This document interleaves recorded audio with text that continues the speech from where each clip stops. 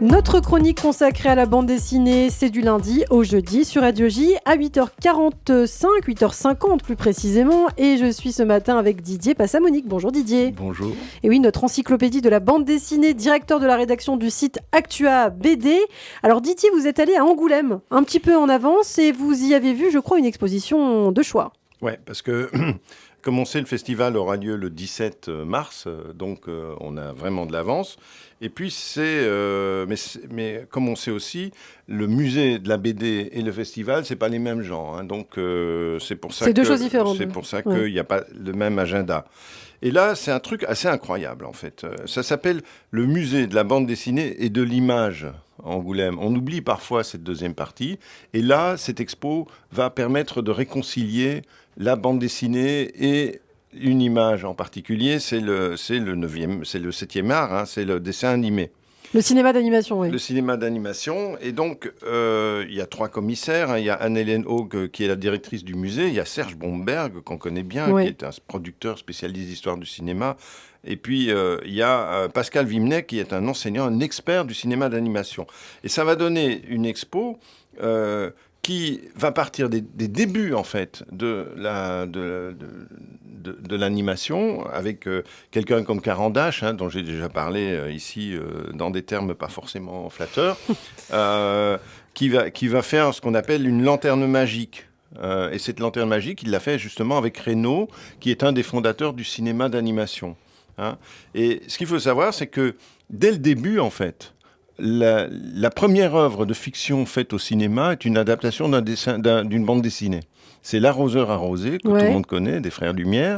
En réalité, c'est une BD qui a été faite 15 ans auparavant par un dessinateur qui s'appelle Uzès, et puis repris plusieurs fois sous la signature d'Hermann Vogel ou de Christophe. Christophe, c'est la famille Fenouillard et le sapeur Camembert.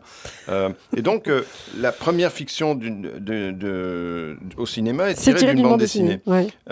Alors, ce qui est intéressant, c'est qu'il va y avoir véritablement un dialogue entre les deux arts qui se caractérise, donc, qui va être déployé sur 400 mètres carrés dans cette expo, et qui se caractérise par un échange entre les créateurs du dessin animé et les auteurs de bande dessinée. Et par exemple, Émile Cole, qui est considéré comme le fondateur du cinéma d'animation en France, on s'aperçoit dans l'expo qu'il a une relation particulière avec les plus grands dessinateurs américains.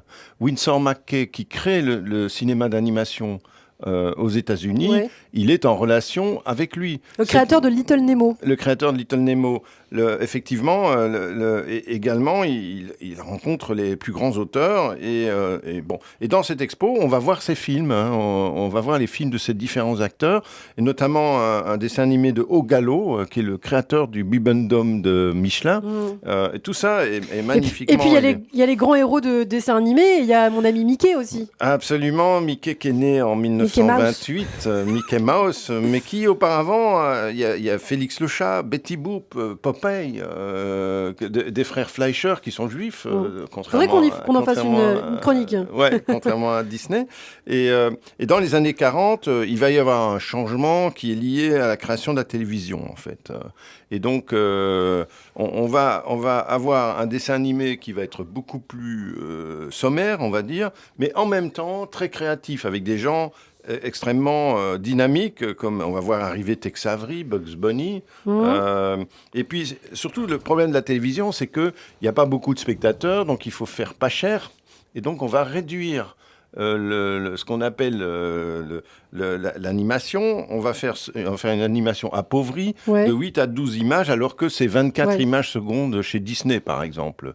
Et donc, ceux qui vont être les meilleurs, c'est d'abord les Américains, mais ensuite les Japonais.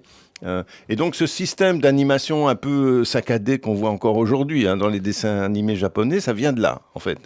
Et tout ça est raconté dans cette expo.